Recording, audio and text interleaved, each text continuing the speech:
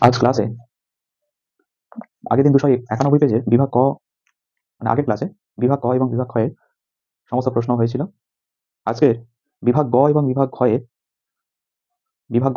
ঘ এর মধ্যে যে অঙ্কগুলো আছে সেগুলো আজকে সমাধান করব। বিভাগ গ এর 3.2 এর অঙ্কটা, 3.2 এর অথবা অঙ্কটা করব। পেজ 291, 291 পেজ থেকে শুরু। বিভাগ গ আছে 292 পেজ। ABTA test paper.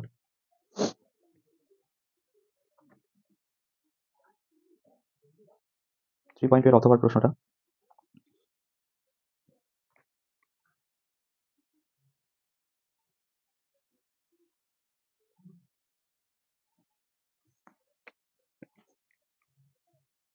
অঙ্কটা তুলে নিয়েছি। এখানে প্রশ্নটা হলো নির্দিষ্ট ভরের কোনো গ্যাসের 27 ডিগ্রি সেলসিয়াস উষ্ণতায় আয়তন যত হয়, তাহলে গ্যাসের ভরটা নির্দিষ্ট আছে। আর কি বলছে, কোনো গ্যাসের 27 ডিগ্রি সেলসিয়াস উষ্ণতায় আয়তন যত হয়, মানে আয়তন কত হয় 27 ডিগ্রি সেলসিয়াস উষ্ণতায়, সেই আয়তনটা আমাকে বলে দেয়নি। কত ডিগ্রি সেলসিয়াস উষ্ণতায় ওই গ্যাসের আয়তন 3 গুণ হবে, মানে 27 ডিগ্রি সেলসিয়াস উষ্ণতায় যা আয়তন, এবারে টেম্পারেচার যদি আমি বৃদ্ধি করি, তাহলে কত ডিগ্রি সেলসিয়াস উষ্ণতায় ওই গ্যাসের আয়তন 3 গুণ হবে, মানে 27 ডিগ্রি সেলসিয়াস উষ্ণতায় যা আয়তন ছিল তার 3 গুণ হবে, যদি চাপ অপরিবর্তিত থাকে। তাহলে শুরুতেই বলে দেওয়া আছে নির্দিষ্ট ভরের কোনো গ্যাসের, তাহলে ভর এবং চাপ দুটোই মানে অপরিবর্তিত। তাহলে চাপ ভর দুটো অপরিবর্তিত থাকলে আমরা সবাই জানি সেটা চার্লসের সূত্রে চলে যাবে, মানে v1/t1 = v2/t2। তাহলে এখানে আগে লিখে নেব 27 ডিগ্রি সেলসিয়াস উষ্ণতা, মানে সেলসিয়াস স্কেলকে আমরা স্মল টি দিয়ে প্রকাশ করি। তাহলে small t equal two 27 degree Celsius. তাহলে ক্যাপিটাল এটা T1 সমান সমান, তাহলে সেলসিয়াস স্কেলের যে ভ্যালুটা বলে দেওয়া থাকবে তার সঙ্গে 273 যোগ করতে হবে। যোগ করলে আমরা কেলভিন স্কেলের মান পেয়ে যাবো। তাহলে 27 এর সাথে 273 যোগ করলে হবে 300 কেলভিন। আর কি বলেছে, 27 ডিগ্রি সেলসিয়াস উষ্ণতায় আয়তন যত হয়, সেই আয়তনটা আমার বলে দেয়নি। মনে করো সেটা আমি ধরে নিলাম V1 সমান সমান এই আয়তনটা ভি, সেই আয়তনটা ধরে নিলাম V1 সমান সমান ভি, না একক যদি একটা ধরে নিতে পারি, মনে করো সেন্টিমিটার কিউব ধরে নিলাম। এবারে বলছে কি যে কত ডিগ্রি সেলসিয়াস উষ্ণতায়, মানে প্রথমে যে উষ্ণতা ছিল সেটা 27 ডিগ্রি সেলসিয়াস উষ্ণতা, সেই উষ্ণতায় আয়তনটা আমি ধরে নিয়েছি ভি, মানে V1 সমান সমান ভি ধরে নিয়েছি। এবারে উষ্ণতা বাড়ানো হচ্ছে, এবারে কোন উষ্ণতার জন্য আয়তনটা এই আয়তনের 3 গুণ হবে সেটা আমাকে বের করতে হবে। মানে T1 সমান সমান T2 ভ্যালুটা আমাকে বের করতে হবে। V2 তাহলে হবে V2 সমান সমান লিখতে পারি, তাহলে 27 ডিগ্রি সেলসিয়াস উষ্ণতা বা 300 কেলভিন উষ্ণতায় আয়তনটা আমি ভি ধরে নিয়েছি, তাহলে এর 3 গুণ মানে হবে 3v সেন্টিমিটার কিউব। এবারে বলে দিয়েছে যে গ্যাসের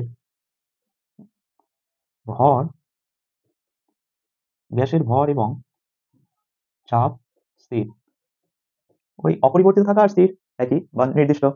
তাহলে গ্যাসের ভর ও চাপ স্থির, সুতরাং চার্লসের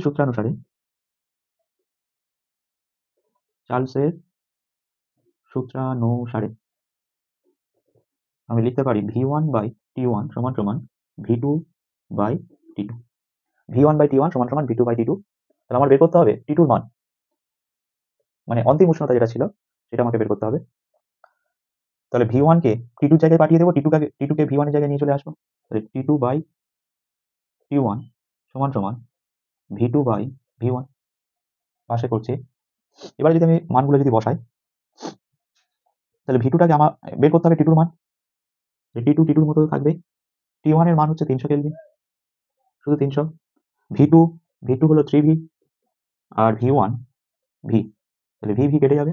তাহলে অতএব T2 সমান সমান 300টা ডান দিকে পাঠিয়ে দিলে 300 × 3 কেলভিন, তাহলে হবে 900 কেলভিন। তাহলে এটা কেলভিন স্কেলে বেরোলো। এটা শুরুতেই আমরা স্মল টিটাকে স্মল T1 ধরে নিতে পারি।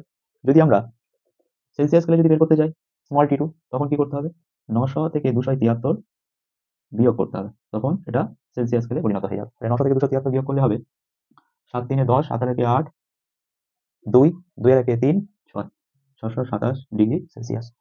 7 3 10 0, 8 8 2 10, 8 1, 6 1 7, 7 9। তাহলে এইরকম টাইপের অঙ্ক দেওয়া থাকলে গ্যাসের আচরণ চ্যাপ্টার থেকে অঙ্কটা করে বুঝতে হবে যেটা আমাকে কোন ফর্মুলা অনুযায়ী চলতে হবে। শুরুতেই বলে দেওয়া আছে নির্দিষ্ট ভরের কোনো গ্যাসের, আর শেষে বলে দেওয়া আছে চাপ অপরিবর্তিত। তাহলে ভর এবং চাপ দুটোই স্থির, তার মানে আমার চার্লসের সূত্রে চলে যাবে। চার্লসের সূত্রে সেখানে আছে ফর্মুলাটা হচ্ছে V1/T1 V2/T2। তাহলে এখানে যে ভ্যালুগুলো বলে দেওয়া আছে 27 ডিগ্রি সেলসিয়াস উষ্ণতায় আয়তন যত হয়, তাহলে 27 ডিগ্রি সেলসিয়াস উষ্ণতা মানে সেটা হচ্ছে সেলসিয়াস স্কেল। যার জন্য স্মল টি দিয়ে প্রকাশ করেছি। সেটাকে কেলভিন স্কেলে নিয়ে যেতে গেলে 27 সাথে 273 যোগ করলে 300 কেলভিন হয়ে যাবে। এবার 27 ডিগ্রি সেলসিয়াস উষ্ণতার আয়তনটা কত সেটা বলে দেয়নি, সেটা V1 সমান V সেন্টিমিটার কিউব ধরে নিয়েছি। একক বা অন্য কিছু ধরা যায়। তারপরে বলছে যে কত ডিগ্রি সেলসিয়াস উষ্ণতায় ওই গ্যাসের আয়তন 3 গুণ হবে, মানে প্রাথমিক আয়তন যদি আমি ধরি V, তাহলে অন্তিম আয়তন কি হবে প্রাথমিক আয়তনের 3 গুণ, মানে 3V। মানে যে 3V আয়তনের জন্য টেম্পারেচারটা কিরকম হবে সেটা আমাকে বের করতে হবে। আমরা জানি যে উষ্ণতা বাড়লে গ্যাসের আয়তনও বাড়ে, উষ্ণতার আয়তন পরস্পর সমানুপাতিক।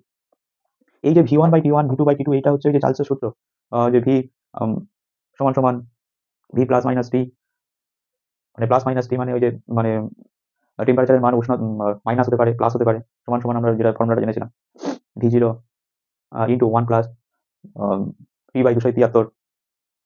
এই ফর্মুলা থেকেই এটা এসেছে। চার্লসের সূত্রটা ছিল V plus minus small t equal to V0 1 plus minus small t by 273। এই ফর্মুলা থেকেই এইটা এসেছে। এখানে প্লাস টি মানে কি সেলসিয়াস স্কেলের ভ্যালু যখন ধনাত্মক হবে তখন প্লাস টি নেব, তখন ভিতরেও প্লাস থাকবে, আর যখন সেলসিয়াস স্কেলের ভ্যালু যখন মাইনাস নেব তখন ভিতরে মাইনাস হবে। সবাই দেখে নাও পুরোপুরি।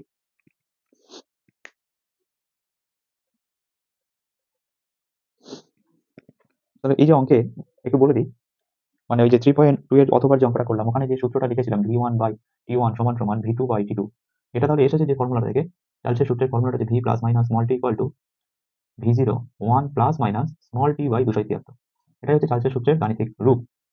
এবারে টি এর এখানে ভ্যালু যা হবে টি এর ভ্যালু এখানে তাই হবে, এখানে 1 হলে এখানে 1 হবে, এখানে 2 হলে এখানে 2 হবে। টি এর ভ্যালু এখানে যা হবে এখানে তাই হবে। আর টি এর সেলসিয়াস স্কেলের ভ্যালু ধনাত্মক হতে পারে ঋণাত্মক হতে পারে, তখন কি হবে ধনাত্মক হলে প্লাস হবে, ঋণাত্মক হলে ভিতরে মাইনাস হবে। এবারে এটা থেকে কি করে এটা আসছে, এখানে আছে ক্যাপিটাল টি কিন্তু এখানে তো সব স্মল টি দিয়ে দেখানো হয়েছে। তখন কি করতে হবে, তাহলে V plus minus small t equal to V0, এটাকে যদি আমি শুধু প্লাস দিয়ে নিয়ে যাই, প্লাস আমি শুধু প্লাসের উপরে দেখাচ্ছি তারপরে মাইনাসটা দেখাচ্ছি, তাহলে প্লাসের উপর যদি আমি নিয়ে যাই তাহলে এখানে প্লাস হবে, তাহলে এই জায়গাটায় হবে 273 প্লাস স্মল টি বাই 273। এই 273 প্লাস স্মল টি মানে আমরা জানি যে capital T equal two small tea plus 273, মানে স্মল টি এর সঙ্গে যদি 273 যোগ করি বা 273 এর সঙ্গে যদি স্মল টিটা যোগ করি, স্মল টি এর ভ্যালু যা থাকবে সেটা যদি যোগ করা হয়, সে ধনাত্মক থাকুক বা ঋণাত্মক থাকুক, তাহলে সেটা সেখানে আমরা কি পাবো কেলভিন স্কেল পাবো, মানে V0 ক্যাপিটাল টি বাই 273। আর এদিকে থাকছে ভি প্লাস টি বা শুধু ভি লেখা যায়, তার মানে উপরে ভি হচ্ছে আর টিটা যদি এইদিকে যদি চলে আসে বাঁদিকে তাহলে নিচে হবে ক্যাপিটাল টি, আর এদিকে পড়ে থাকছে V0 বাই 273। এই যে V0 বাই 273 এটা হচ্ছে পুরোটাই হচ্ছে একটা ধ্রুবক, মানে কনস্ট্যান্ট, অপরিবর্তিত থাকবে। তাহলে V0 বাই 273 এই পুরোটাই অপরিবর্তিত থাকবে, এটা কোনো চেঞ্জ হবে না। তাহলে V1/T1 একটা নির্দিষ্ট ভরের একটা গ্যাসের যদি চাপ অপরিবর্তিত রেখে তারপরে যদি উষ্ণতা যদি বাড়ানো হয় ধীরে ধীরে, তাহলে T1 এর জন্য T1 টেম্পারেচারের জন্য একটা যে আয়তনটা পাবো সেটা হবে V1, তারপরে যদি আরো যদি টেম্পারেচার যদি বাড়ানো হয় তাহলে T2 এর জন্য যে আয়তনটা পাবো সেটা হচ্ছে V2। আয়তন কমালেও ঠিক একই রকম। তাহলে সবটার ক্ষেত্রে কি হবে V1/T1 করে যে ভ্যালুটা পাবো বা V2/T2 করে যে ভ্যালুটা পাবো সেটা কি হবে সবার ক্ষেত্রে ধ্রুবক থাকবে, মানে একই থাকবে, অপরিবর্তিত থাকবে। এই যে V0/273 যে চার্লসের সূত্রে যখন আমরা জেনেছিলাম যে V0টা হচ্ছে নির্দিষ্ট ভরের কোনো একটা গ্যাসের নির্দিষ্ট একটা গ্যাসের ক্ষেত্রে যদি আমরা টেম্পারেচার মানে 0 ডিগ্রি সেলসিয়াস উষ্ণতায় 0 ডিগ্রি সেলসিয়াস উষ্ণতায় যে আয়তনটা সেটা ধরা হয় সেটা হচ্ছে V0। কোনো একটা নির্দিষ্ট গ্যাসের 0 ডিগ্রি সেলসিয়াস উষ্ণতায় যে আয়তনটা ধরা হবে সেটা হচ্ছে V0। এবার প্রতি 1 ডিগ্রি সেলসিয়াস করে যখন টেম্পারেচার যখন বাড়ানো হবে তখন কি হবে, প্রতি 1 ডিগ্রি মনে করো 1 ডিগ্রি সেলসিয়াস যখন টেম্পারেচার যখন বাড়লো তাহলে কতটুকু টেম্পারেচার বৃদ্ধি পাবে, বা 1 ডিগ্রি টেম্পারেচার যদি কমে তাহলে কতটুকু টেম্পারেচার হ্রাস পাবে, সেটা কার উপর ডিপেন্ড করবে, এই V0 এর সঙ্গে তখন কি করতে হবে V0 এর সঙ্গে 1/273 গুণ করতে হবে। তাহলে যদি 1 ডিগ্রি টেম্পারেচার যদি বাড়ানো হয় তাহলে কি হবে, ঠিক এতটুকু টেম্পারেচার V0 ইন্টু 1/273 মানে আমি লিখতে পারি V0/273।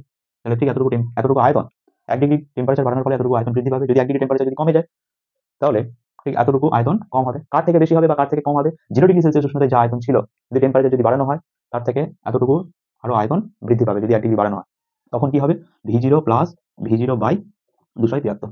ঠিক একই রকম ভাবে যখন 1 ডিগ্রি টেম্পারেচার যখন কমানো হবে তখন এই এতটুকু আয়তন কম হবে। কার থেকে আয়তনটা কম হবে, 0 ডিগ্রি সেলসিয়াস উষ্ণতায় যা আয়তন ছিল তার থেকে কম হবে। তাহলে এবার যদি V0 যদি কমন তোলা হয় তাহলে কি হবে, V0টা বাইরে চলে আসবে। তাহলে এই জায়গায় V0 এখান থেকে V0 যদি চলে আসে তার মানে ওখানে 1 পড়ে থাকবে, আর এখানে থেকে V0 যদি চলে আসে তাহলে এখানে কি হবে টি, টি মানে হচ্ছে টি এর ভ্যালু 1 এর জন্য, তাহলে এখান থেকে যদি যেহেতু এটা 1 ডিগ্রি বাড়াচ্ছি তাহলে V0 যদি বেরিয়ে আসে তার মানে এখানে 1। তাহলে এইটার উপর ভিত্তি করে আমার এটাই আসে। এবার আমরা পরের প্রশ্ন করব।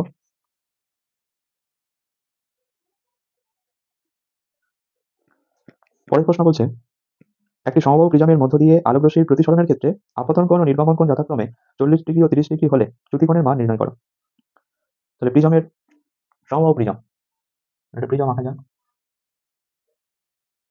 প্রিজমের দুটো প্রতিসারক তলে একটা প্রতিসারক তলে একটা প্রতিসারক তল, এই প্রতিসারক তলের উপর যদি আলো এসে যদি পড়ে তাহলে এই প্রতিসারক তল দিয়ে বেরিয়ে যাবে, বা এই প্রতিসারক তলের উপর আলো এসে পড়লে এই তল দিয়ে বেরিয়ে যাবে। প্রতিসারক তলের উপর দুটো অভিলম্ব টানা হলো। এবারে মনে করো একটা আলোক রশ্মি,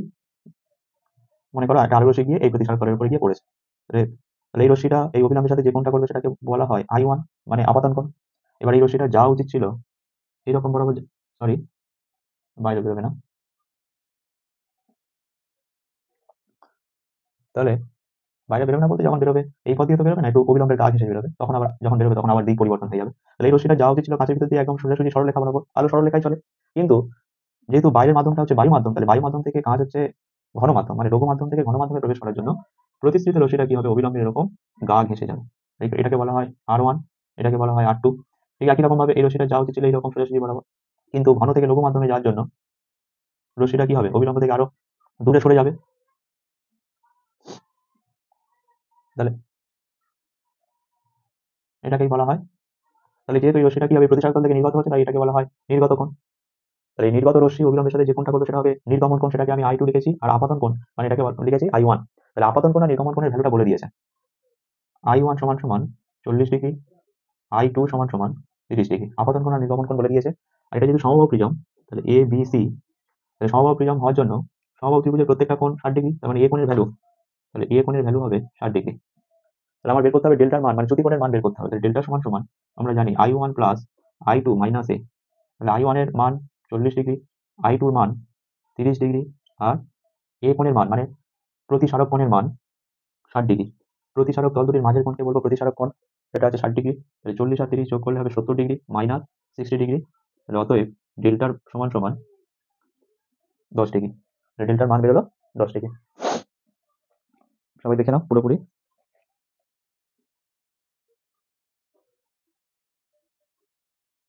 পরের প্রশ্ন বলছে, প্রদত্ত বর্তনীর প্রদত্ত বর্তনী মানে বর্তনী পাশে দেওয়া আছে, এই বর্তনীর এই দুটো রোধের মান 2 ওহম, এটাও 2 ওহম। তুল্যরোধ ও বর্তনীর মধ্য দিয়ে তড়িৎ প্রবাহ মাত্রা নির্ণয় করো, ও বর্তনীর মধ্য দিয়ে তড়িৎ প্রবাহ মাত্রা নির্ণয় করো। তাহলে আগে আমি কি করবো, তাহলে এই যে বর্তনী যেটা আছে এটা হচ্ছে তড়িৎ কোষ, তড়িৎ কোষের এই যে তড়িৎচালক বল, এই দিক থেকে কারেন্ট যাচ্ছে, আবার কি হবে এদিকে কারেন্টটা প্রবেশ করবে, এটা হচ্ছে প্লাস, এটা মাইনাস। এখানে তিনটে রোধে আগে তুল্য রোধের মানটা বের করতে হবে। তাহলে এই যে 2 ওহম আর এই যে 2 ওহম, এই যে 2 ওহম আর এই যে 2 ওহম, এই দুটোর পরপর মানে এটার সাথে এটা কানেক্ট আছে, পরপর যুক্ত থাকলে সেটাকে আমরা কি বলা হয় শ্রেণী সমবায়। তাহলে শ্রেণী সমবায় তুল্য রোধের ক্ষেত্রে তাহলে R1 সমান সমান 2 ওহম, R2 সমান সমান 2 ওহম, R3 সমান সমান 4 ওহম। এবারে তাহলে এই রোধের সঙ্গে এই 2 ওহম রোধের সঙ্গে এই 2 ওহম রোধ পরপর যুক্ত আছে, মানে শেষ প্রান্তের সঙ্গে আবার এই 2 ওহম রোধ যুক্ত আছে। তাহলে পরপর যুক্ত থাকলে সেটাকে আমরা কি বলা হয় শ্রেণী সমবায়। তাহলে শ্রেণী সমবায় তুল্য রোধ মানে R এর সমান সমান হবে R1 plus R2, R1 plus R2 মানে দুটো রোধ যোগ করে দিলেই হয়ে যাবে, তাহলে হবে 4 ওহম। তাহলে এই দুটো রোধের, দুটো 2 ওহম রোধের শ্রেণী সমবায় তুল্য রোধ হলো 4 ওহম। তাহলে এদের দুজনের তুল্য রোধের সঙ্গে এই 4 ওহম মানে R3 সেটা সমান্তরাল সমবায় আছে। মানে যদি আমি RP যদি বের করি, তাহলে RP-র ক্ষেত্রে তাহলে R1 এবং R2 তুল্য রোধের মান হচ্ছে RS, তাহলে RS এর সাথে এই R3 সমান্তরাল সমবায় আছে। যখন দুটো রোধ সমান্তরাল সমবায় থাকবে তখন কি করতে হবে, উপরে রোধগুলোর গুণফল মানে RS ইনটু R3, আর নিচে কি করতে হবে রোধ দুটোর যোগফল। তাহলে RS into R3 by RS plus R3, তার মানে দুটোই RS এর মান 4 ওহম, R3 এর মানও 4 ওহম, তাহলে 4 ইনটু 4 আর নিচে হবে 4 প্লাস 4, তাহলে উপরে হচ্ছে 16 আর নিচে হবে 8, তাহলে কাটলে 2 ওহম, তাহলে উত্তর পেলাম 2 ওহম। তাহলে শেষে লিখে দিতে পারি যে এ ও বি প্রান্ত, এ ও বি প্রান্ত দ্বয়ের তুল্য রোধ, এ ও বি প্রান্ত দ্বয়ের মধ্যে তুল্য রোধ 2 ওহম। তাহলে একটা মান বেরিয়ে গেল। এই তুল্য রোধ বের করার কারণ হচ্ছে এই যে তিনটে রোধ শ্রেণী সমবায় এবং সমান্তরাল সমবায় আছে, মানে শ্রেণী সমবায় সমান্তরাল সমবায় মিশিয়ে আছে। তাহলে এই তিনটে রোধের পরিবর্তে যদি আমি 2 ওহম রোধ যদি আমি এখানে যদি একটা যদি শুধুমাত্র যদি যুক্ত করি, তাহলে এই তিনটের মধ্যে দিয়ে যে পরিমাণে কারেন্ট আসবে ওই 2 ওহম রোধের মধ্যে দিয়েও কি হবে সেই একই পরিমাণে কারেন্টটা যাবে, মানে এই নেগেটিভ প্রান্তে আবার সেই একই পরিমাণ কারেন্টটা আসবে। এই তিনটে রোধের ফাংশন যা, কাজ যা, এই 2 ওহম রোধের কাজটাও তাই। মানে তিনটে রোধের জায়গায় আমি তিনটে রোধকে ওইরকম শ্রেণী সমবায় এবং সমান্তরাল সমবায় না মিশিয়ে যদি আমি একমাত্র একটা 2 ওহম রোধকে যদি আমি এখানে যদি যুক্ত করি, তাহলে তিনটে রোধের ফাংশন যা হবে, কাজ যা হবে, 2 ওহম রোধের কাজ তাই হবে। মানে ওই তিনটে রোধের মধ্যে দিয়ে যে পরিমাণ কারেন্টটা এই ব্যাটারি তড়িৎ কোষের নেগেটিভ প্রান্তে আসবে সেই একই পরিমাণ কারেন্টটা এই নেগেটিভ প্রান্তে আসবে। এবারে বলেছে কি যে বর্তনীর মধ্যে দিয়ে তড়িৎ প্রবাহ মাত্রা নির্ণয় করতে বলেছে। বর্তনীর মধ্যে দিয়ে তড়িৎ প্রবাহ মাত্রা বের করতে গেলে তাহলে এখানে ই এর মান বলে দেওয়া আছে। ই সমান সমান বলে দেওয়া আছে 1.5 ভোল্ট। ই এর মান বলে দেওয়া আছে 1.5 ভোল্ট। তাহলে আমরা ভি সমান সমান আই আর জেনেছিলাম। ভি সমান সমান আই আর থেকে আমরা লিখতে পারি ই সমান সমান আই আর।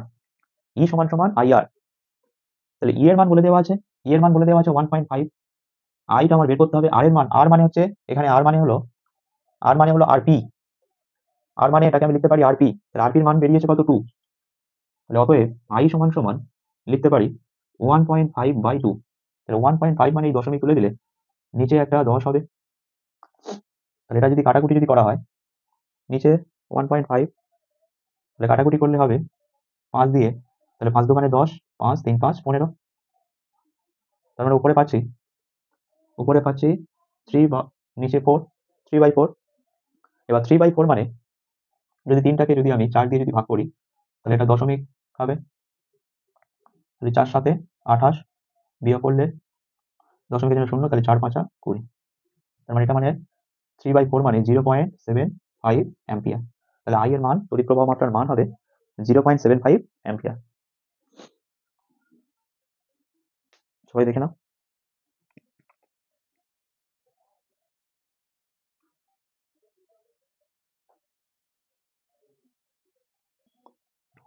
এবারে বিভাগ ঘয়ের 4.2 এর অঙ্কটা মানে রাসায়নিক গণনা চ্যাপ্টারে বলছে 21 গ্রাম লোহিতত্ব আয়রনের মধ্য দিয়ে, তাহলে আয়রনের সংকেত এফি, তাহলে আয়রনের মধ্য দিয়ে স্টিম চালনা করছে। স্টিমের সংকেত হচ্ছে H2O। স্টিম চালনা করলে কত আয়তনের, এসপিপিতে কত আয়তনের হাইড্রোজেন গ্যাস পাওয়া যাবে? তাহলে এখানে আয়রনের মধ্য দিয়ে যদি স্টিম যদি চালনা করা হয় তাহলে কি উৎপন্ন হবে? Fe3O4। Fe3O4 মানে এখানে সামনে একটা 3 হবে, এখানে একটা 4 হবে। তাহলে Fe3O4 সেই সঙ্গে উৎপন্ন হবে হাইড্রোজেন, মানে 4H2 হাইড্রোজেন গ্যাস উৎপন্ন হবে। তাহলে আয়রনের মধ্য দিয়ে, লোহিতত্ব আয়রনের মধ্য দিয়ে স্টিম চালনা করলে Fe3O4 সেই সঙ্গে H2 4H2 গ্যাস উৎপন্ন হবে। তাহলে প্রশ্নটা হচ্ছে 21 গ্রাম লোহিতত্ব আয়রনের মধ্য দিয়ে, তাহলে 21 গ্রাম। তাহলে এখানে যদি এখানে ভরটা যদি বের করা হয় তাহলে Fe মানে হচ্ছে Fe পারমাণবিক ভর 56 56। তার আগে 3 আছে মানে 3 গুণ করতে হবে। তাহলে 3 6 18 8, 8 থেকে 1, 3 5 15 1 16, 168 গ্রাম। আর হাইড্রোজেনের আগে H2 এর আগে 4 আছে মানে স্মল n ইকুয়াল টু 4 মোল। তাহলে 1 মোল গ্যাসের জন্য আয়তন হয় 22.4 লিটার। তাহলে এখানে আছে 4 মোল। তাহলে ভি সমান সমান হবে 4 ইন্টু 22.4 লিটার। তাহলে 4 4 16 6, হাই থাকে 1, 4 দোকানে 8 থাকে 9, 4 দোকানে 8, 4 4 16 6, হাই থাকে 1, 4 দোকানে 8, 4 দোকানে 8। এবার আমরা সেই উইকিংহামের অঙ্কের মতো একটু লিখে করতে হবে যে একে কত 21 গ্রাম লোহিতত্ব আয়রনের উপর দিয়ে স্টিম চালনা করলে এসটিপিতে। তাহলে এই যে সমীকরণটার উপর আমি বলতে পারি যে 168 মানে 168 গ্রাম এফির মধ্য দিয়ে স্টিম যদি চালনা করা হয় তাহলে হাইড্রোজেন গ্যাস উৎপন্ন হবে। হাইড্রোজেন গ্যাস পাওয়া যাবে 89.6 লিটার। এটাকেই ভাষায় লিখতে হবে 168 গ্রাম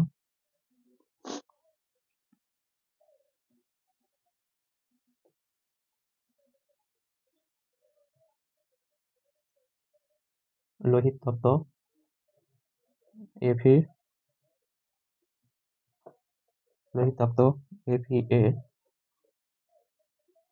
এফি এ মধ্য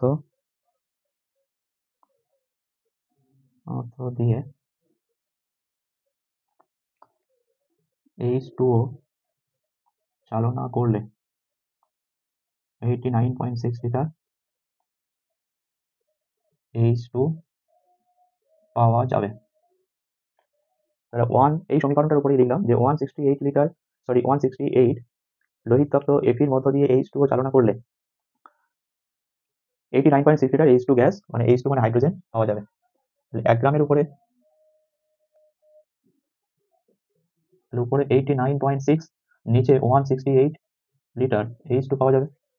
বের করতে হবে 21 গ্রাম লোহিত তত্ত্ব এফির মধ্য দিয়ে H2O চালনা করলে তাহলে 89.6 ইন্টু 21/168 এত লিটার। তাহলে এটা 8 দিয়ে যদি কাটা হয় তাহলে 8 কে 8, 8 দোকানে 16, এটা 8 দিয়ে কাটলে হবে 8 কে 8, 8 কে 8 দশমিক 8 দোকানে 16 মানে 11.2 লিটার। 11.2 লিটার। তাহলে 21 গ্রাম লোহিত তত্ত্ব আয়রনের মধ্যে দিয়ে যদি স্টিম যদি চালনা করা হয় তাহলে এসটিপিতে 11.2 লিটার হাইড্রোজেন গ্যাস পাওয়া যাবে। সবাই দেখে নাও পুরোপুরি।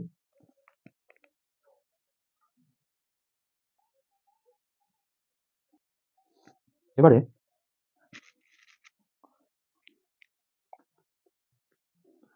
এবারে 4.2 এর অথবা প্রশ্ন বলছে উচ্চ উষ্ণতায় অ্যালুমিনিয়াম দ্বারা Fe2O3 কে বিজারিত করে, তাহলে অ্যালুমিনিয়াম দ্বারা Fe2O3 কে বিজারিত করছে, অ্যালুমিনিয়াম দ্বারা Fe2O3 কে যদি বিজারিত করে উচ্চ উষ্ণতায়, তাহলে কি উৎপন্ন হবে? সামনে একটা 2 Al2O3 প্লাস 2Fe বিজারিত করে 560 গ্রাম Fe 560 গ্রাম Fe প্রস্তুতির জন্য, মানে আয়রন প্রস্তুতির জন্য কত কত Al প্রয়োজন, কত গ্রাম অ্যালুমিনিয়াম প্রয়োজন, কত গ্রাম অ্যালুমিনিয়াম প্রয়োজন? তাহলে অ্যালুমিনিয়ামের পারমাণবিক ভর, অ্যালুমিনিয়াম মানে 27, 2 × 27 গ্রাম, এটা কত 27 × 54, 27 × 54 গ্রাম। তাহলে 560 গ্রাম Fe প্রস্তুতির জন্য, তাহলে এখানে Fe আয়রন মানে 56, 2 × 56, তাহলে হবে 6 × 12 2, হাই থাকে 1, 5 × 10 1 11, মানে এটার উপর থেকে সমীকরণটার উপর বলতে পারি যে 112 গ্রাম Fe প্রস্তুতির জন্য Al প্রয়োজন 54 গ্রাম। তাহলে আমার বের করতে হবে 560 গ্রাম 560 গ্রাম Fe প্রস্তুতির জন্য কত গ্রাম Al প্রয়োজন, সেটা আমাকে বের করতে হবে প্রথমে। 112 গ্রাম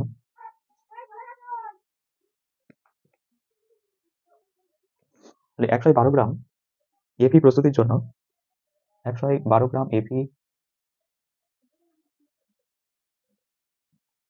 112 গ্রাম Fe প্রস্তুতির জন্য Al প্রয়োজন 112 গ্রাম Fe প্রস্তুতির জন্য Al প্রয়োজন 54 গ্রাম।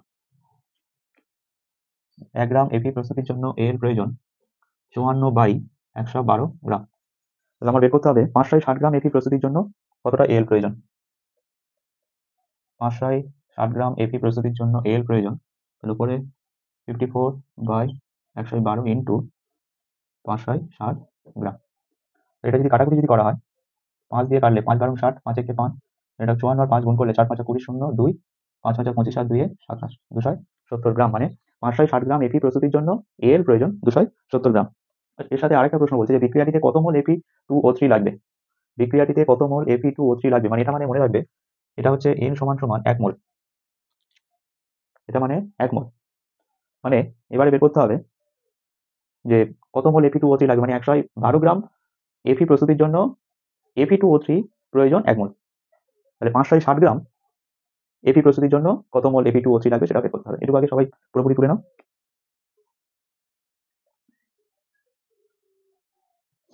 এবার আমরা বের করব এই Fe2O3 কত মোল, বিক্রিয়াটিতে কত মোল Fe2O3 লাগবে, তাহলে 112 গ্রাম Fe প্রস্তুতির জন্য Fe2O3 লাগবে 1 মোল। 1 গ্রাম Fe প্রস্তুতির জন্য Fe2O3 লাগবে 1/112 এত মোল। তাহলে আমার বের করতে হবে ওই 560 গ্রাম Fe প্রস্তুতির জন্য 560 গ্রাম Fe প্রস্তুতির জন্য Fe2O3 লাগবে 1/112 ইন্টু 560, মানে এটা কাটাকুটি করলে হবে 5 5 12 60, 5 একে 5, মানে 5 মোল। এবার আমরা পরের অঙ্ক 4.5 এর অঙ্কটা করব।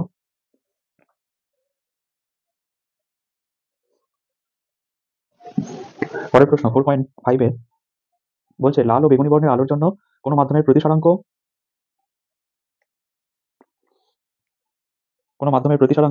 মিউ আর ও মিউ ভি হলে প্রমাণ করো মিউ আর লেস দ্যান মিউ ভি।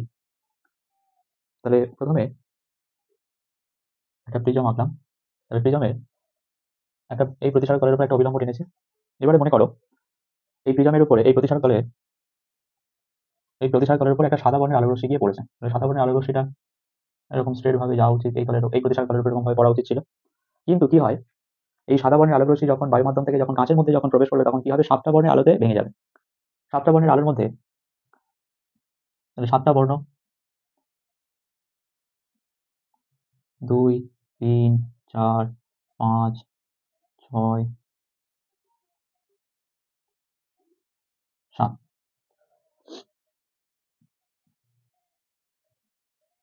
তাহলে এই জায়গাটা একটু ভালো করে বুঝবে। তাহলে সাদা বর্ণের একটা আলোক রশ্মি প্রিজমের প্রতিসারক তলের উপরে পড়ার ফলে তাহলে সেই সাদা বর্ণের আলোক রশ্মিটা যখন প্রিজমের মধ্যে প্রবেশ করছে 7টা বর্ণের আলোতে বিশ্লিষ্ট হয়ে যাচ্ছে, ভেঙে যাচ্ছে। এখানে এই 7টা বর্ণ 1 2 3 4 5 6 7, মানে নিচ থেকে উপরের দিকে বেনি আসহ কলা, মানে এটাকে বলবো বেগুনি, এটাকে বলবো লাল। এটা বেগুনি বর্ণের আলোক রশ্মি, এটা হচ্ছে লাল বর্ণের আলোক রশ্মি। এখানে তাহলে বেগুনি বর্ণের আলোক রশ্মি আর অবিলম্বের এই মাঝের কোণটাকে আমরা আরভি দ্বারা চিহ্নিত করব, মানে এটাকে কি বলবো, প্রতিসরণ কোণ বলা হয়, বেগুনি বর্ণের আলোর প্রতিসরণ কোণ। আর এটাকে যদি আরেকটু যদি বাড়ানো হয় এই লাল বর্ণের আলোক রশ্মি আর অবিলম্বের মাঝের কোণটাকে আমি ধরবো স্মল আর ক্যাপিটাল আর। এটা হচ্ছে লাল বর্ণের আলোক রশ্মির প্রতিসরণ কোণ। তাহলে বেগুনি বর্ণ হচ্ছে আলোক রশ্মি এটা, তাহলে বেগুনি বর্ণের আলোক রশ্মি আর অবিলম্বের মাঝের কোণটাকে আমরা বেগুনি বর্ণের আলোর প্রতিসরণ কোণ বলছি। লাল বর্ণের আলোক রশ্মি আর অবিলম্বের মাঝের কোণটাকে বলবো লাল বর্ণের আলোক রশ্মির প্রতিসরণ কোণ। আর এইটা হলো আই, তাহলে আই সমান সমান আপতন কোণ, আপতন কোণ। আর ভি হলো বেগুনি বেগুনি বর্ণের আলোর বেগুনি বর্ণের আলোর প্রতিসরণ কোণ। আর আর আর স্মল আর ক্যাপিটাল আর এটাকে বলবো লাল বর্ণের আলোর লাল বর্ণের আলোর প্রতিসরণ লাল বর্ণের আলোর প্রতিসরণ কোণ। তাহলে আইটাকে বলছি আপতন কোণ, যেহেতু এই রশ্মিটা গিয়ে প্রতিসরক তলের উপর গিয়ে পড়ছে, মানে আপতিত হওয়া বা আসছে, ওই জন্য এটাকে কি বলবো আপতন কোণ। এই সাদা বর্ণের আলোক রশ্মিটা, এই সাদা বর্ণের আলোক রশ্মিটা যখন প্রতিসরণ হচ্ছে সেটা সাতটা বর্ণের আলোতে ভেঙে যাচ্ছে। তাহলে নিচের দিকে যে রশ্মিটা, যে বর্ণের রশ্মিটা হচ্ছে বেগুনি, আর উপরে যে রশ্মিটা যেটা সেটা হচ্ছে লাল বর্ণের আলোক রশ্মি। লাল বর্ণের আলোক রশ্মির অবিলম্বের মাঝের কোণটাকে বলবো, যেটাকে স্মল আর ক্যাপিটাল আর দিয়ে চিহ্নিত করেছি, মানে লাল বর্ণের আলোর প্রতিসরণ কোণ। আর আর ভিটা হচ্ছে বেগুনি বর্ণের আলোর প্রতিসরণ কোণ। একটা জিনিস ছবিটা থেকে বোঝা যাচ্ছে যে বেগুনি বর্ণের আলোক রশ্মি আর অবিলম্বের মাঝের কোণটাকে আমরা বেগুনি বর্ণের আলোর প্রতিসরণ কোণ বলছি। সেই কোণটা কিন্তু লাল বর্ণের আলোক রশ্মি আর অবিলম্বের মাঝের কোণের থেকে কিন্তু ছোট। তাহলে বেগুনি বর্ণের আলোর প্রতিসরণ কোণটা কিন্তু লাল বর্ণের আলোর প্রতিসরণ কোণের থেকে ছোট। তাহলে লাল বর্ণের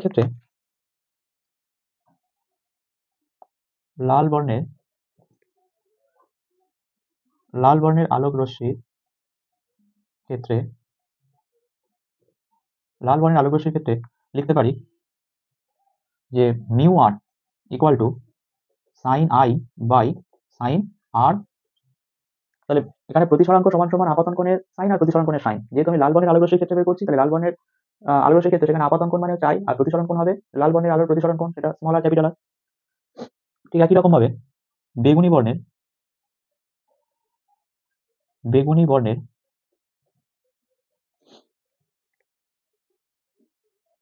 বেগুনি বর্ণের আলোক রশ্মির ক্ষেত্রে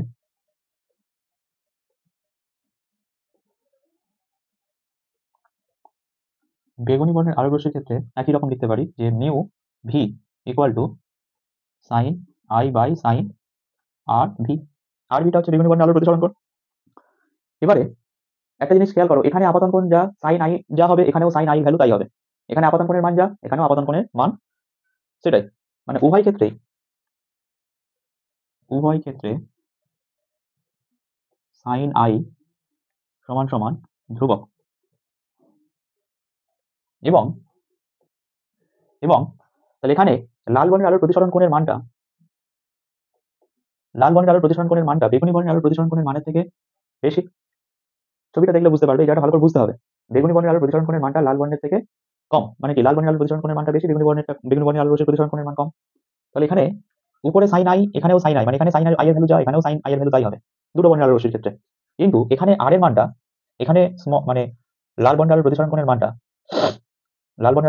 মানটা বেশি হওয়ার জন্য এখানে তোমার লাল বর্ণের প্রতিসরাঙ্ক মানে মিউ আর এর ভ্যালুটা কম। অঙ্কে আমরা জেনেছিলাম উপরেরটা যখন একই থাকবে, মানে কনস্ট্যান্ট যখন থাকবে বা ধ্রুবক থাকবে, তখন নিচে মানে ভগ্নাংশের ক্ষেত্রে হরের মান যার যত বেশি হবে, সেই ভগ্নাংশের মানটা তত কি হয়, কম হয়। তাহলে এখানে লাল বর্ণের আলোর প্রতিসরণ কোণের মানটা বেগুনি বর্ণের থেকে বেশি হওয়ার জন্য এখানে লাল বর্ণের প্রতিসরাঙ্ক মিউ আর এর মানটা বেগুনি বর্ণের প্রতিসরাঙ্কের থেকে কম। তাহলে অতএব আমি লিখতে পারি যে মিউ আর লেস দেন মিউ ভি।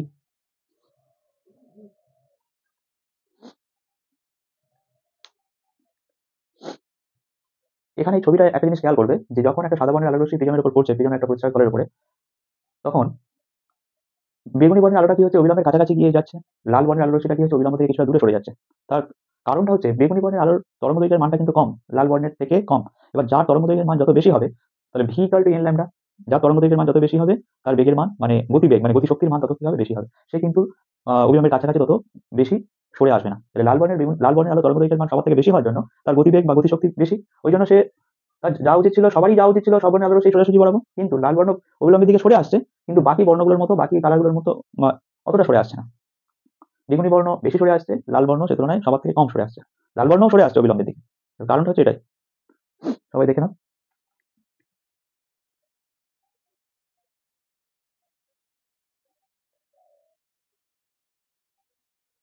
পরের প্রশ্ন, 4.5 এর অথবা প্রশ্ন বলছে একটি উত্তল দর্পণ থেকে 20 সেন্টিমিটার দূরে একটি বস্তু রাখা হলে দর্পণ থেকে 10 সেন্টিমিটার দূরে প্রতিবিম্ব পাওয়া গেল। বস্তুর বিবর্ধন প্রতিবিম্বের প্রকৃতি ও অবস্থান উল্লেখ করতে বলেছে।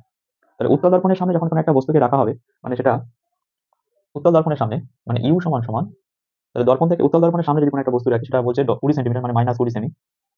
তার ফলে কি হবে, উত্তল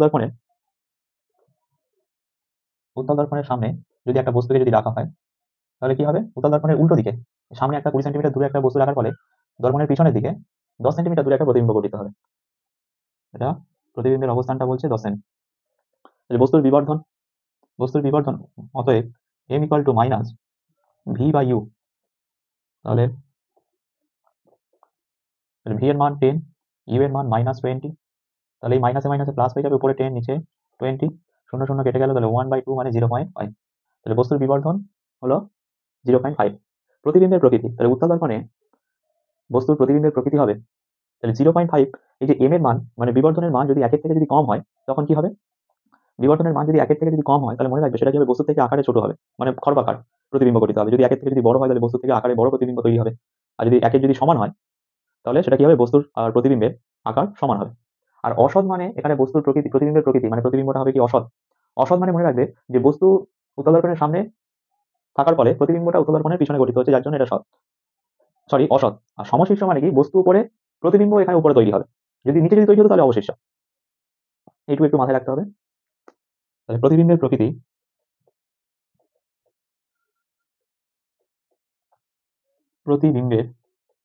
প্রকৃতি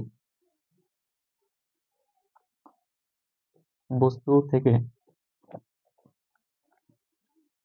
আকারে ছোট, অসৎ ও সমশীর্ষ প্রতিবিম্ব গঠিত হবে। বস্তু থেকে আকারে ছোট, অসৎ ও সমশীর্ষ প্রতিবিম্ব গঠিত হবে। আর প্রতিবিম্বের অবস্থান, প্রতি প্রতিবিম্বের অবস্থান দর্পণ থেকে 10 সেমি দূরে প্রতিবিম্বটি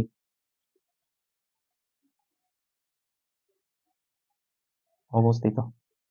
দর্পণ থেকে 10 সেমি দূরে প্রতিবিম্বটি অবস্থিত। আশা করি বুঝতে পেরেছো। বস্তুর বিবর্ধন হলো 0.5। প্রতিবিম্বের প্রতিবিম্ব হবে বস্তু থেকে আকারে ছোট, 0.5 মানে 1 থেকে কম। 1 থেকে কম হওয়ার জন্য বস্তু থেকে আকারে ছোট। 1 থেকে বড় হলে বিবর্ধনের মান বস্তু থেকে আকারে বড় হবে। যদি 1 যদি সমান, যদি 1 যদি হতো, তাহলে কি হতো, বস্তু আর প্রতিবিম্বের আকার সমান হতো। অসৎ মানে কি, বস্তু একদিকে প্রতিবিম্ব উল্টো দিকে দর্পণে, তাহলে কি হবে, সেই জন্য অসৎ। সমশীর্ষ মানে হচ্ছে বস্তু উপরে হচ্ছে, প্রতিবিম্ব উপরে গঠিত হবে। বস্তু যেদিকে প্রতিবিম্ব যেদিকে, যদি বস্তু উপরের দিকে প্রতিবিম্ব নিচের দিকে, তাহলে অবশিষ্ট। ঠিক আছে, দেখে নাও পুরোপুরি।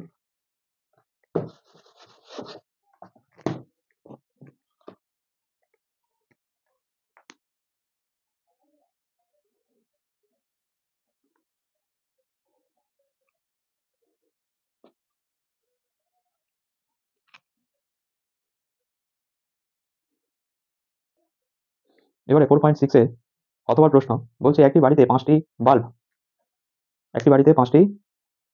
60 ওয়াট ক্ষমতা সম্পন্ন বাল্ব প্রতিদিন 8 ঘন্টা করে চলে। তারপরে বলছে 5টি পাখা 100 ওয়াট ক্ষমতা সম্পন্ন প্রতিদিন 5 ঘন্টা চলে। তাহলে এখানে প্রথমে 5টি বাল্ব, তাহলে 5টি বাল্ব প্রতিদিন 8 ঘন্টা করে চলে। তাহলে এখানে 5টা বাল্ব প্রত্যেকটার ক্ষমতা বলে দিয়েছে 60 ওয়াট, মানে P1 সমান সমান 60 ওয়াট। এটা হচ্ছে ক্ষমতার মান। প্রত্যেকটা বাল্বের ক্ষমতার মান হচ্ছে 60 ওয়াট। আর 5টা বাল্ব প্রতিদিন চলে 8 ঘন্টা,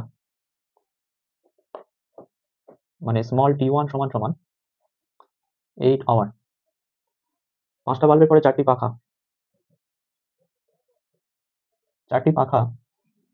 P2 সমান সমান 4টে পাখা P2 সমান সমান বলে দিয়েছে ক্ষমতার মান 100 ওয়াট। T2 সমান সমান 4টে পাখা প্রতিদিন 5 ঘন্টা করে চলে। আর একটি ইস্ত্রি, একটি ইস্ত্রি P3 সমান সমান ইস্ত্রির ক্ষমতা বলে দিয়েছে 1.5 কিলো ওয়াট। T3 হচ্ছে, তাহলে ইস্ত্রি প্রতিদিন 12 মিনিট করে চলে। 12 মিনিটটাকে যদি আমি ঘন্টায় যদি নিয়ে আসতে চাই, 12 মিনিটটাকে যদি আমি ঘন্টায় নিয়ে আসতে চাই, তাহলে 60 মিনিট মানে 1 ঘন্টা, 1 মিনিট মানে 1/60, তাহলে 12 মিনিট মানে এটাকে আমি একবার ঘন্টায় পরিণত করে নিলাম। তাহলে 12/60 এত ঘন্টা কাটাকুটি করলে 5/12 = 60, তার মানে 1/5 ঘন্টা, এরকম অবস্থায় রেখে দিলাম।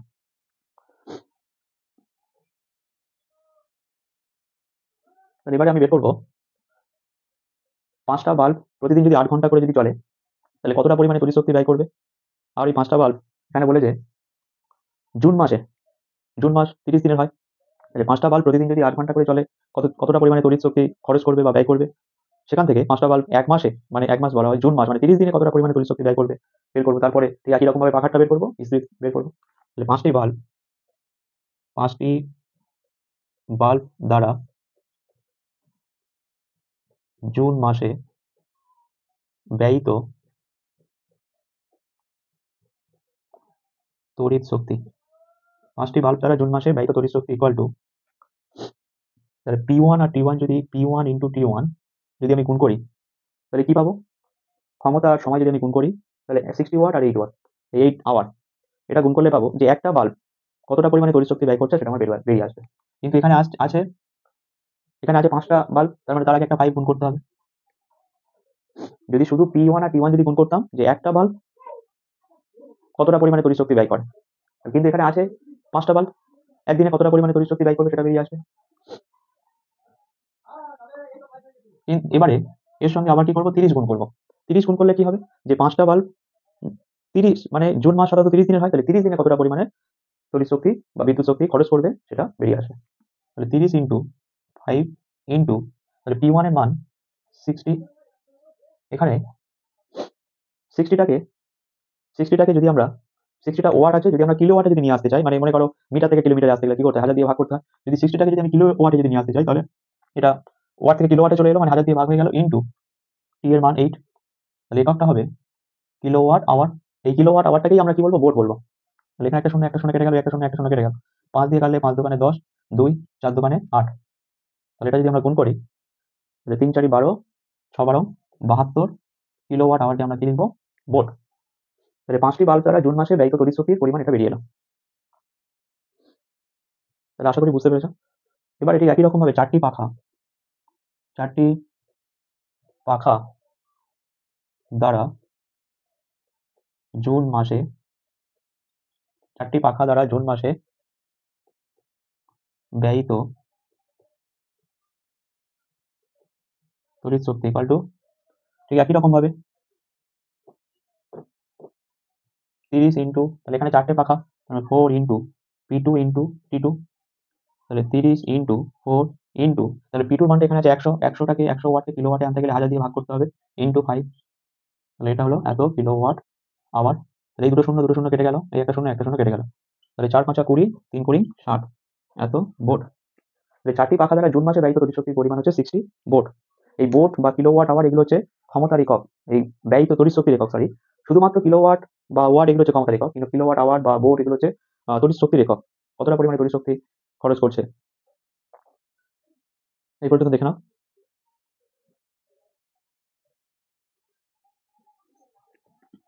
তাহলে এবার আমরা, তাহলে একটি ইস্ত্রি দ্বারা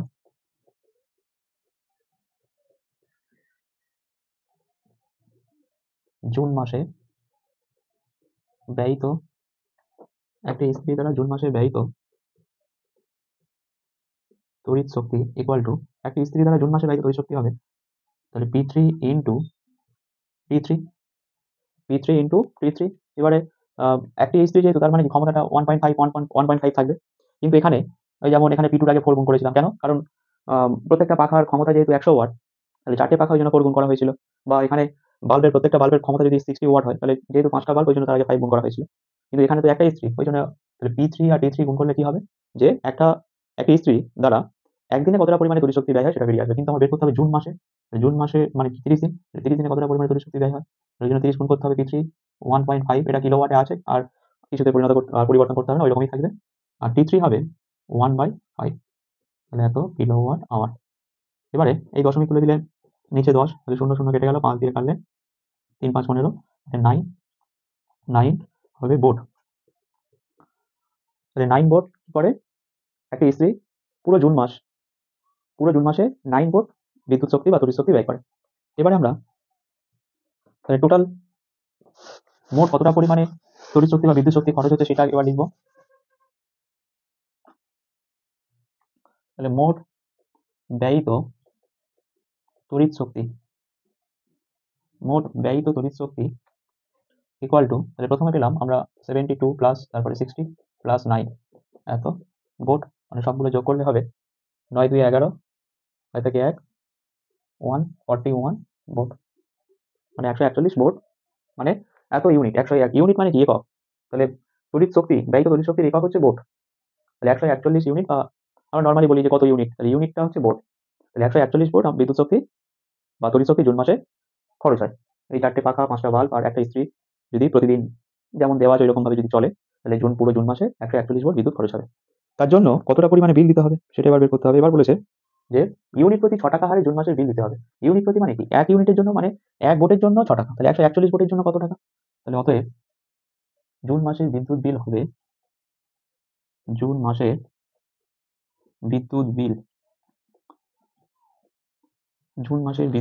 সমান সমান 141 ইন্টু 6 এত টাকা।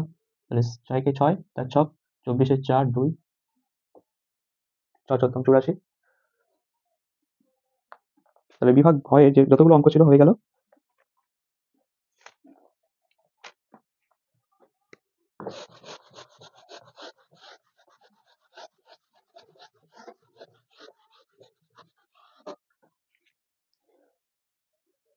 আগের ক্লাসে মানে পেজ 291 পেজে বিভাগ কয়ের একটা প্রশ্ন ছিল, ওই 1.10 এর বিভাগ কয়ের মধ্যে 1.10 এর প্রশ্নটা ছিল যে নিচের কোন অণুটি প্রথাগত লুইস ডট গঠন পরীক্ষালব্ধ ফলাফলের সঙ্গে সঙ্গতিপূর্ণ নয়।